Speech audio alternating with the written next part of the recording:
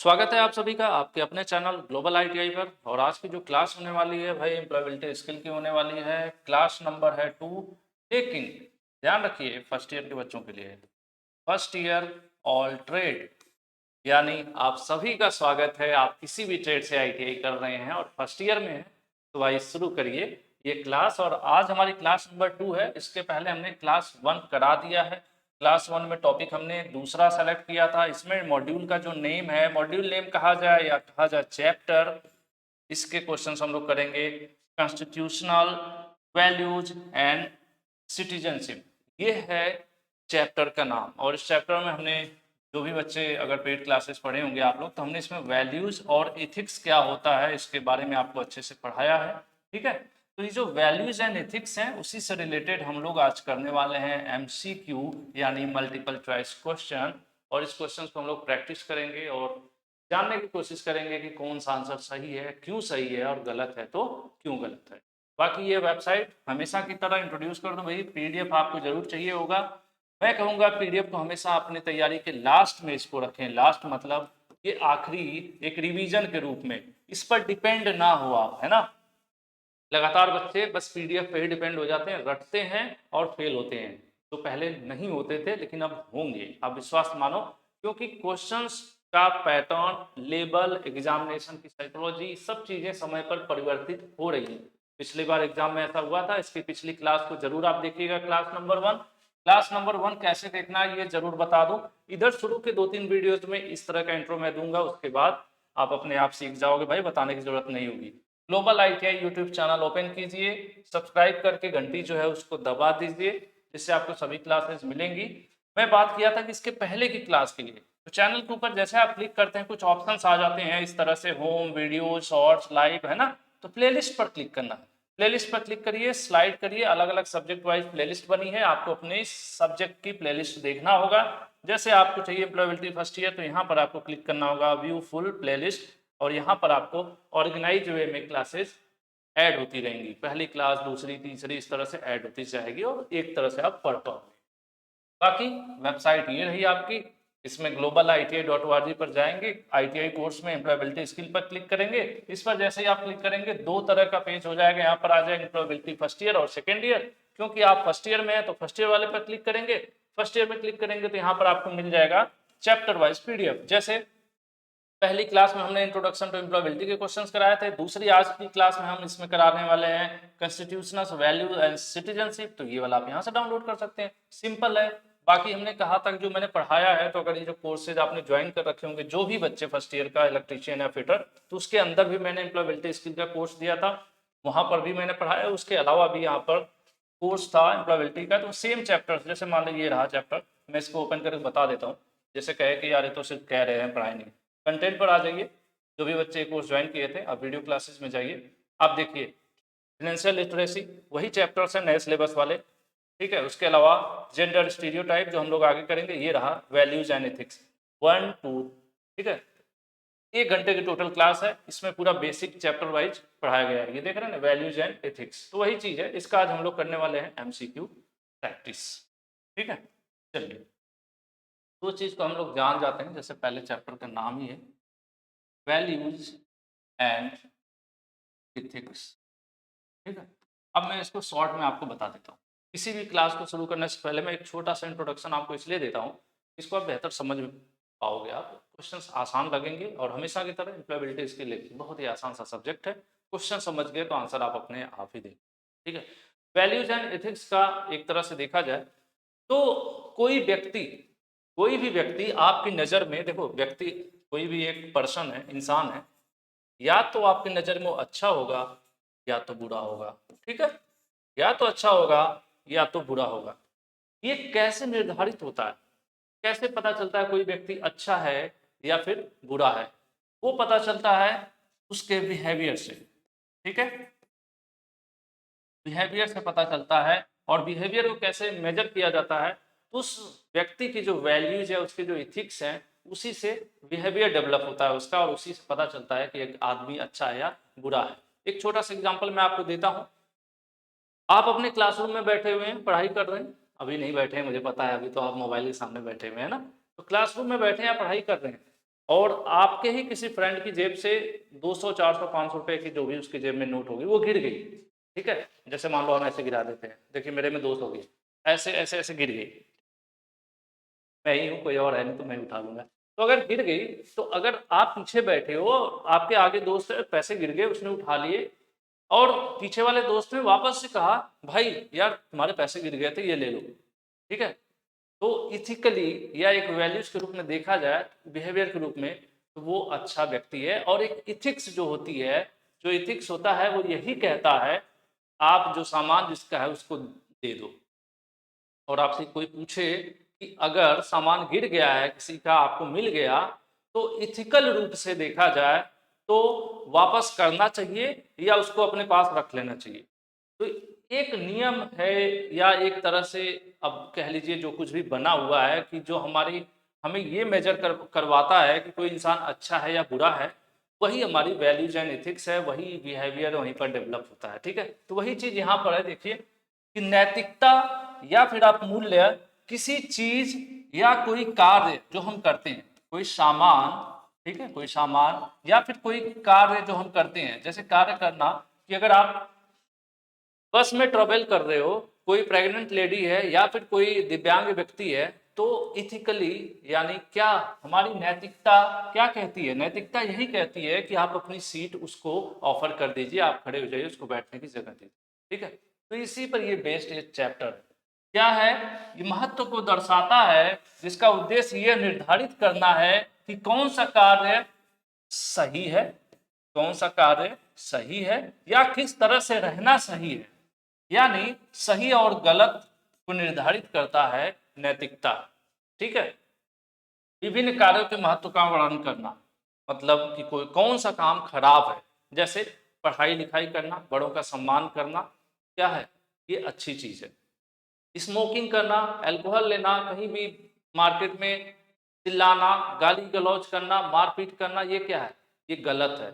ये सही और गलत किसके आधार पर या क्या कहलाता है, तो वो यही है, नैतिकता या मूल्य, यही चीजें हैं, और यही सही गलत का जो मेजरमेंट है, इसी से किसी का बिहेवियर डेवलप होता है, और उसी से पता चलता है कि वो व्यक्ति सही है कि गलत है, ठीक है। तो चलिए एक छोटा सा इंट्रो हो गया, अब हम चलते हैं क्वेश्चंस की तरफ, जिसके लिए आप यहाँ पर हैं, नहीं तो लोग कहेंगे देखो भैया नहीं तो थ्योरी पढ़ाने लगे। Values and ethics help us to build a good, कह रहे हैं मूल्य और नैतिकता हमें अच्छा बनाने में मदद करती है। जो हमारी वैल्यूज या एथिक्स है, यानी जो नैतिकता है या हमारे जो मूल्य हैं, ठीक है, वो किस रूप में मदद करते हैं, क्या बनाने में मदद करते हैं, क्या गेम्स बनाने में, पढ़ाई करने में, किराया देने में नहीं। अभी मैंने आपको कहा था कि इसी से आपका बिहेवियर डेवलप होता है, और आपके बिहेवियर से ही डिसाइड होता है कि आप अच्छे इंसान हैं कि बुरे इंसान हैं, ठीक है। तो यहाँ पर आंसर क्या हो जाएगा, आंसर हो जाएगा आपका बिहेवियर, ठीक है, व्यवहार। भाई आप कैसे किसी को कहते हैं कि वो अच्छा है या बुरा है, वह आपके प्रति जैसा व्यवहार रखता है वही आप डिसाइड कर पाते हो कि यार वो अच्छा है कि बुरा है। कोई आपके साथ बहुत अच्छे से बात करता है, प्यार से बात करता है, आप कहते हैं बहुत अच्छा इंसान है वो तो। और अगर वही आपके साथ टेढ़े मुंह बात करे, आपको गाली गलौज करे, आपके साथ मारपीट करे, क्या हो जाएगा, आप कहेंगे यार बहुत गंदा आदमी है। तो वही चीज है, ठीक है। तो जो वैल्यूज या एथिक्स हैं, यानी नैतिकता और जो मूल्य है, वो हमें क्या बिल्डअप करने में, क्या बनाने में मदद करता है, तो अच्छा बिहेवियर, ठीक है। अब ये कैसे मदद करता है भाई, जब हमें पता ही नहीं होगा कि कौन सी चीज अच्छी है कौन सी चीज बुरी है, तो मैं अपना व्यवहार कैसे परिवर्तित करूंगा, तो कैसे पता चलता है, वो मूल्य और नैतिकता जो है वो मुझे बताती है कि भाई तुम ये जो काम कर रहे हो वो गलत है, तो मैं काम नहीं करूंगा, मैं अच्छे वाले काम करूंगा। जब मैं अच्छे वाले काम करूंगा तो मेरा व्यवहार दूसरों के प्रति अच्छा रहेगा, मेरा बिहेवियर बढ़िया बनेगा, ठीक है। वही चीजें कहना चाह रहा था क्वेश्चन। तो फिलहाल यहाँ पर आंसर बी हो जाएगा। चलते हैं अगले क्वेश्चन की तरफ। वैल्यूज डिसाइड, मूल्य किसी व्यक्ति क्या डिसाइड करते हैं, जो वैल्यूज हैं किसी व्यक्ति का क्या डिसाइड करते हैं, क्या उसका लैपटॉप डिसाइड करेंगे, उसका घर डिसाइड करेंगे, या उसका सिस्टम डिसाइड करेंगे, नहीं। एक व्यक्ति का चरित्र कैसा है वो उसकी वैल्यूज जो है वही दर्शाते हैं कि एक व्यक्ति का चरित्र कैसा है, ठीक है। आप कैसे डिसाइड करोगे कि उसका चरित्र अच्छा है या बुरा है उस व्यक्ति के वैल्यूज के अकॉर्डिंग। ठीक है, चलिए। चरित्र का मतलब कई रूप में है। आप लोगों के साथ धोखा देते हैं, आप अपने वादे नहीं निभाते हैं, ठीक है, किसी के साथ फ्रॉड करते हैं, ये सब भी आपकी वैल्यूज ही दिखाता है। ठीक है, यानी कई बार आपने बातों बातों में सुना होगा, मैं जैसा कहता हूँ कि व्यवहारिक सब्जेक्ट है, आप इस चीज़ को पहले से ही जानते हैं। जैसे लोग कहते हैं ना कि अरे इसकी बात की कोई वैल्यू नहीं। कभी ये शब्द आपने सुना? बहुत आम बात है, लेकिन आपने सोचा होगा कि एम्प्लॉयबिलिटी में आएगा। लोग कहते हैं यार इसकी बात का कोई भरोसा नहीं, उसी को दूसरे रूप में कहते हैं यार इसकी बात का कोई वैल्यू नहीं, ये कुछ भी बोल जाता है, करता कुछ नहीं है, कुछ भी बोल जाता है, इसकी बात का कोई वैल्यू नहीं है। इसका मतलब क्या दर्शाता है? उसके चरित्र को दर्शाता है कि भाई इस पर विश्वास मत करो, ये बेकार है, कहता कुछ है मतलब उसकी वैल्यू नहीं है, उसकी बातों की वैल्यू नहीं है, मतलब उस इंसान की वैल्यू नहीं है, यानी उसके कैरेक्टर की वैल्यू नहीं है। ठीक है, तो वही चीज है यहाँ पर। ठीक है, वैल्यू कोई अलग से नहीं। वैल्यू एक होता है मूल्य, एक होता है मूल्य, तो वो मूल्य अलग होता है। किसी सामान की वैल्यू अलग चीज, इंसान की वैल्यू उसकी कैसे पता चलेगा? उसके कैरेक्टर, उसके बिहेवियर को बिल्डअप करते हैं। ठीक है, चलिए नेक्स्ट है, it is not good to forward on social media. कह रहे हैं सोशल मीडिया पर ऐसी कौन सी चीज है जो हमें लगातार फॉरवर्ड नहीं करनी चाहिए बिना सोचे समझे। तो देखिए, मैसेजेज आप भेज सकते हो, हाय हेलो भी कर सकते हो, गाना वगैरह भी शेयर कर सकते हो, लेकिन भाई फेक न्यूज हमें नहीं शेयर करना चाहिए। ये बहुत ही कॉमन सा सवाल था, अब इसमें दिया हुआ है। और नैतिक रूप से भी ये हमारी जिम्मेदारी बनती है। आपने ऐसे शब्द सुने होंगे, एक भारतीय नागरिक होने के नाते नैतिक रूप से भी हमारी ये जिम्मेदारी बनती है कि हम कुछ फेक न्यूज, गलत चीजें ना किसी को बताएं, ना समझाएं, ना सिखाएं। ठीक है, तो वही चीज है यहाँ पर फेक न्यूज, नैतिक रूप से भी हमारी जिम्मेदारी है कि हम लोग फेक न्यूज ना फैलाएं। कई बार आपने देखा होगा ना कि सोशल मीडिया पर कुछ भी आता है एडिटेड, लोग फटाफट भेजना शुरू कर देते हैं। जियो कंपनी 100 रुपए में टी शर्ट बांट रही है, मोदी जी बर्थडे के खुशी में 150 का रिचार्ज सबको दे रहे हैं। क्या होता है? फेक न्यूज, इस तरह की फालतू चीजें है ना, ये सब चीजें आपको नहीं शेयर करना चाहिए। और क्यों नहीं, इसमें क्यों दिया है ये क्वेश्चन? क्योंकि नैतिक रूप से ही नहीं, ये हमारी जिम्मेदारी है। नेक्स्ट है, a person who respect and follow the law of country is. ठीक है, कह रहे हैं कि वह व्यक्ति जो अपने देश के नियम कानून को मानता है। देश का नियम कानून क्या है? हमारे देश का नियम कानून संविधान है। संविधान क्या है? ढेर सारे नियम कानून का एक कलेक्शन है, यानी बहुत सारे नियम कानून उसमें लिखे गए हैं, उसी को मिलाकर टोटल हमारा संविधान है। ठीक है, तो कह रहे हैं कि वह व्यक्ति जो अपने संविधान की रिस्पेक्ट करता है, यानी जो अपने नियम कानून जो उसके बनाए गए हैं देश के, उसका रिस्पेक्ट करता है, तो उस व्यक्ति को आप क्या बोलेंगे? क्या वो बिजनेसमैन बोला जाएगा, या फिर वो बेकार एम्प्लॉय बोला जाएगा, या फिर वो छोटा बच्चा बोला जाएगा? नहीं, उसको हम बोलेंगे जिम्मेदार व्यक्ति, यानी रिस्पॉन्सिबल सिटीजन। जैसे हमारे आपके लिए बताया गया है कि भाई आप बाइक चला रहे हो तो हेलमेट पहनना अनिवार्य है। हेलमेट पहनना अनिवार्य है, ये हमारे व्हीकल एक्ट जो हैं, जो अधिनियम है, धाराएं हैं, उसमें ये कहा गया है।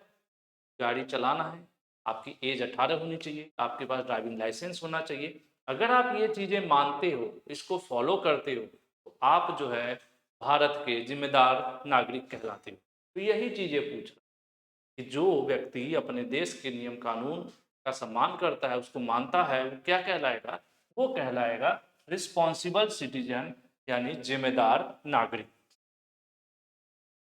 नेक्स्ट हमारा है, Rita found someone purse in the office, she gives it the office manager, this shows that she has. देखिए, अभी थोड़ी देर पहले मैंने आपको एग्जांपल दिया था क्लासरूम वाला, उसी से टकरा गया आपका एक यहाँ पर क्वेश्चन कि रीता है, रीता को अपने ऑफिस में पर्स मिला।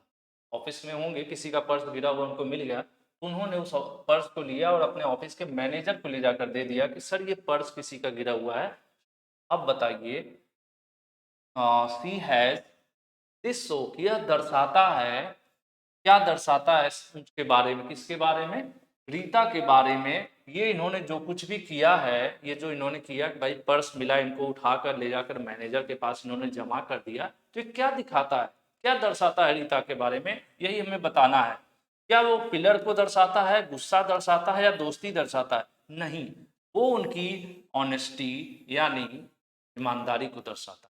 ठीक है भाई, वो ईमानदार है, नैतिक रूप से सही है, उन्होंने सही काम किया, जो हमारी नैतिकता कहती है, जो सबको करना चाहिए। लेकिन कुछ लोग क्या करेंगे, पैसा निकाल के पर्स फेंक देंगे, है ना।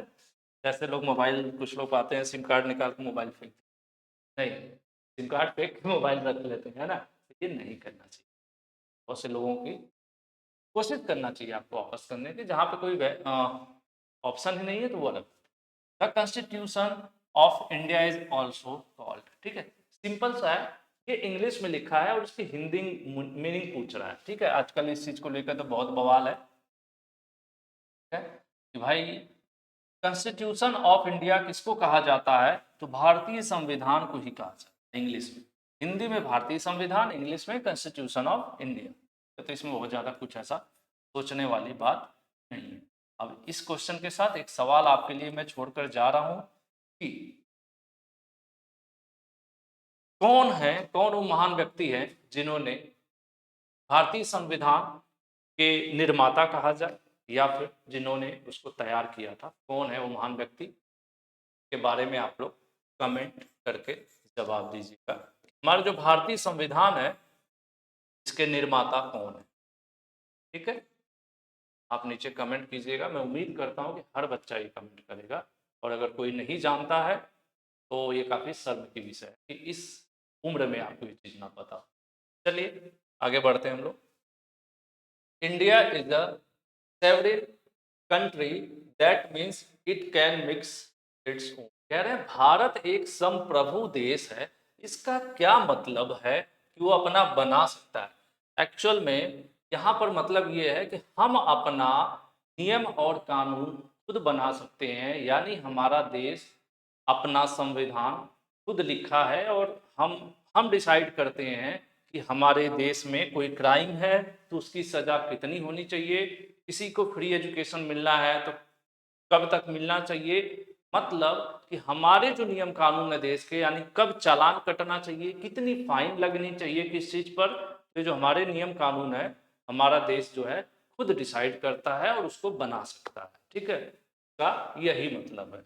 रूल्स एंड डिसीजन, यानी हमारा देश अपने नियम खुद बना सकता है और खुद डिसीजन भी ले सकता है, किसी और देश पर निर्भर नहीं है। कई जगहों पर कुछ कंट्रीज ऐसी होती हैं जहाँ पर उनका इंटरफेयर रहता है दूसरी कंट्रीज का, लेकिन यहाँ पर ऐसा नहीं है। हमारे देश का अपना नियम कानून है, हमारे देश का अपना संविधान है।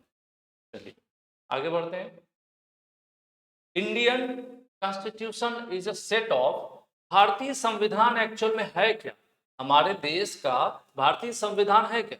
भारतीय संविधान में हर चीज के बारे में, हर व्यक्ति के बारे में, सभी को समान अधिकार मिल सके, ठीक है, इन चीजों को लेकर वो शिक्षा का अधिकार हो या जितने भी नियम कानून है, ठीक है, सब कुछ कहाँ है, इसी में लिखे गए हमारे भारतीय संविधान।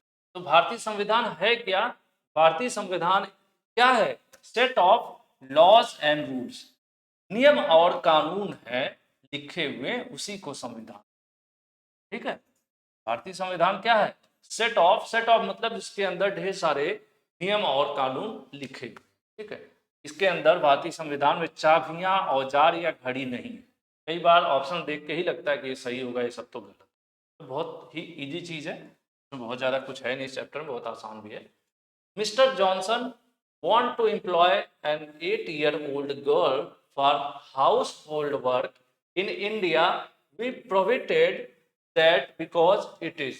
देखिए जॉनसन है जो अपने यहाँ एक 8 साल की लड़की को काम पर रखना चाहते हैं, जो घर के काम करे, झाड़ू पोछा बर्तन कर सके, लेकिन भारत में हमने इस चीज को निषेध कर रखा है। यानी भारत का जो संविधान कहता है, संविधान के अनुसार आप नहीं रख सकते अपने यहाँ, मतलब अलाउ नहीं है।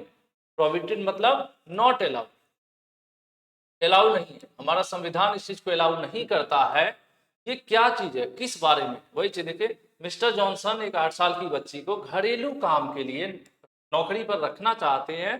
भारत में हमने इसे प्रतिबंधित किया हुआ है, क्योंकि यह क्या है, न्यूट्रल से कोई मतलब नहीं, जनरल से कोई मतलब नहीं, पुलिस से कोई मतलब नहीं, ये उस बच्ची का अधिकार है।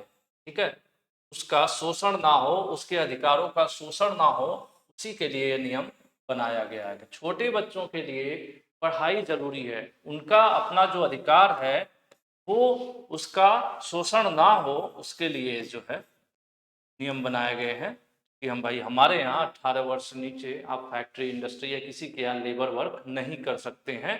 अगर आप किसी को रखते हैं, शिकायत होती है तो आपको जो रखता है वो व्यक्ति, उसके खिलाफ कानूनी कार्रवाई होती है। ठीक है, तो यही चीज है। किस चीज के लिए? शोषण के विरुद्ध ये नियम बना हुआ है कि किसी का शोषण हो। हालांकि कितना भी नियम बन जाए, अगर समाज में हम आप नहीं सुधरते हैं, कितना भी नियम कानून क्यों ना बन जाए, चीजों बदलाव नहीं आता है। कितना भी चालान क्यों ना कट जाए, जब तक हम आप हेलमेट पहनने की आदत नहीं डालेंगे, तब तक कोई भी सरकार या कोई भी संविधान किसी इंसान को नहीं बदल सकता है, किसी इंसान के चरित्र को नहीं बदल सकता है। समाज लोगों से बनता है और लोगों को बदलना पड़ेगा, तब समाज बदलेगा। कई बार हम लोग सरकार का दोष देते हैं, दोष सरकार का नहीं है, हम लोगों का।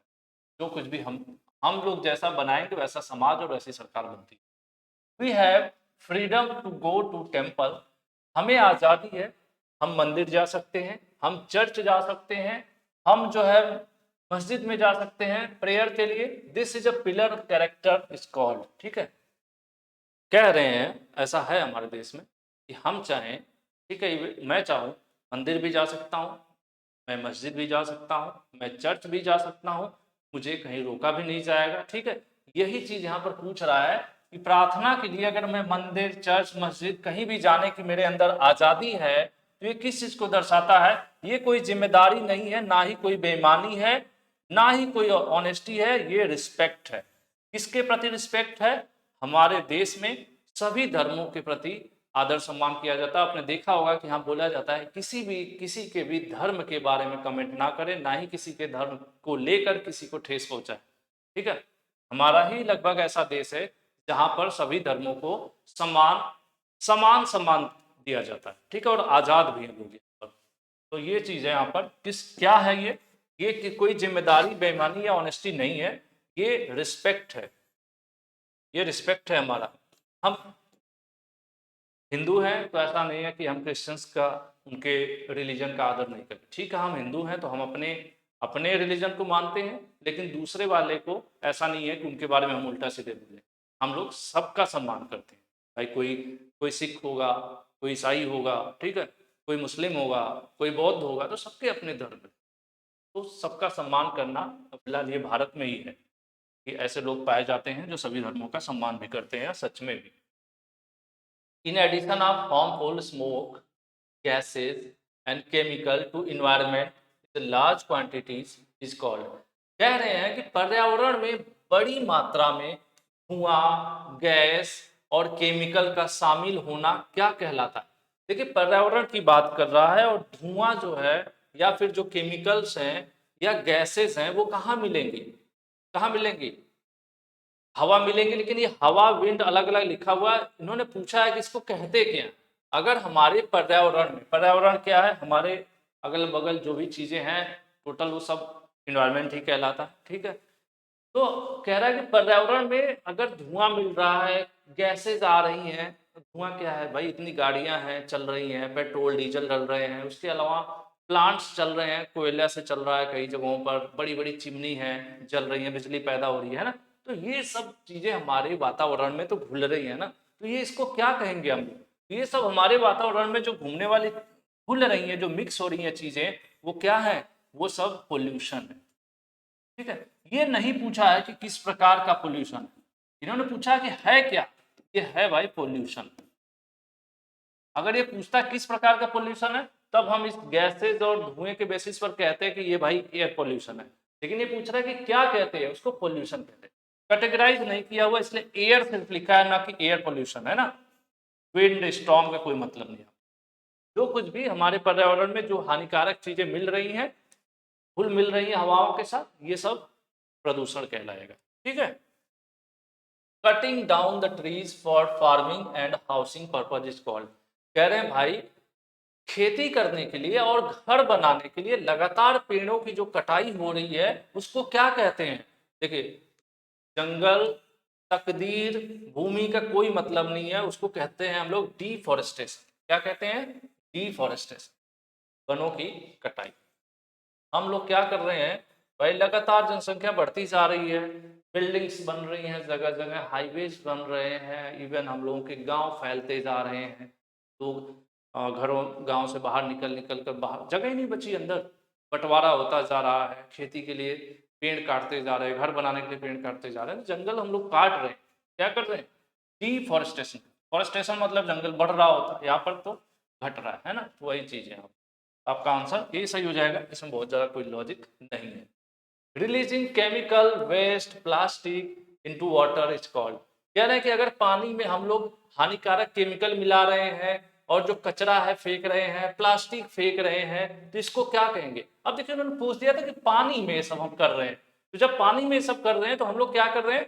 पानी का पोल्यूशन फैला रहे हैं ना, तो आपका आंसर सी सही हो जाएगा कि हम लोग वाटर पोल्यूशन कर रहे हैं। अगर हम लोग लगातार केमिकल प्लास्टिक गंदगी सब पानी में फेंके जा रहे हैं, कहाँ फेंक रहे हैं हम लोग? पानी में फेंक रहे हैं, तो वो वाटर पोल्यूशन कहलाए। ठीक है, चलिए। पिछली बार वाले में ये नहीं पूछा था, ये नहीं बताया था कहाँ फेंक रहे हैं, है ना। उन्होंने कहा कि हम इन्वायरमेंट में ये सब पूरा प्रदूषित कर रहे हैं, तो उसको क्या कहेंगे? तो उसको प्रदूषण कहेंगे। लेकिन यहाँ पर बोल दिया कि पानी में, यहाँ पर क्या हाँ फेंक रहे हैं? Into the water. जब वाटर बोल दिया तब फिर हम वाटर पोल्यूशन। ठीक है, चलिए नेक्स्ट है। Scientists are warning us that the rise in Earth temperature causes। जो वैज्ञानिक हैं लगातार चेतावनी दे रहे हैं कि जो हमारा अर्थ जो पृथ्वी है उसका टेम्परेचर दिन पर दिन जो है बढ़ता हुआ जा रहा है, तो इसको हम लोग क्या कहते हैं? ठीक है, इसको हम लोग क्या कहते हैं, या फिर टेम्परेचर बढ़ रहा है वो इसके वजह से होता क्या है? तो इसी को तो हम लोग कहते हैं ग्लोबल वार्मिंग। ग्लोबल वार्मिंग इसी को कहते हैं। ठीक है, सिर्फ गर्म लैंडस्लाइड तो क्या होता है? बाढ़ या पानी की वजह से भूमि का कटाव होना और डिस्ट्रॉय, मतलब कोई चीज खत्म करना।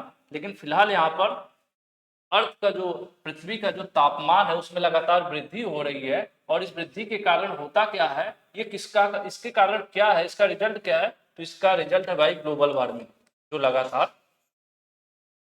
बढ़ता जा रहा है। ठीक है, यहाँ पर आंसर आपका डी सही हो जाए। चलिए नेक्स्ट है, Shyam avoids the use of plastic and chemical fertiliser he is following. देखो श्याम भैया हैं बड़े समझदार, प्लास्टिक इस्तेमाल नहीं करते हैं और अपने यहाँ खेती भी करते हैं, तो उसमें केमिकल वाली जो खाद है वो इस्तेमाल नहीं कर रहे हैं। तो इसका मतलब कोई ना कोई तो कर रहे होंगे। तो ये अपना नेचुरल कंपोस्ट जो होती हैं गोबर वगैरह वाली और पत्तियां जो पौधों की हैं सड़ी गली, उसकी जो खाद बनती है, तो वो सब यूज कर रहे हैं। वो कौन सी लाइफ जी रहे हैं या किस तरह लाइफ स्टाइल वो जी रहे हैं? तो भाई मॉडर्न नहीं, मॉडर्न लाइफ स्टाइल में तो पहले तो सारी चीजें रेडीमेड हैं। आज की पैदा हुई जो मिर्च है वो 6 महीने तक स्टोर करके रखी जाती है, और जो मिर्च आजकल पैदा होती है ढेर सारे केमिकल्स हैं, है ना। छोटा सा पेड़ है, केमिकल दे दे के उसमें इतनी सारी मिर्च उगा देते हैं, बहुत सारी चीजें हैं। तो ये नहीं है, बिजी लाइफ स्टाइल से कोई मतलब नहीं, नन से कोई मतलब नहीं है। क्या? Green life style. Green life style का मैंने इसके पहले वाले क्लास में भी ग्रीन के बारे में बताया था कि जब भी हमें अपने पर्यावरण को बचाने वाली बात जहां पर आएगी वहां ग्रीन वाला जो है ऑप्शन आपका लगभग सही हो जाए। ठीक है, तो ये कौन सी लाइफ स्टाइल अपना रहे हैं? ये ग्रीन लाइफ स्टाइल अपना रहे हैं। ग्रीन क्यों? क्योंकि ये पर्यावरण को बचा रहे हैं। पर्यावरण कैसे बचा रहे हैं? ये प्लास्टिक और केमिकल्स नहीं यूज कर रहे हैं, खेती के लिए भी केमिकल वाली जो रासायनिक खाद होती है वो नहीं यूज कर रहे हैं।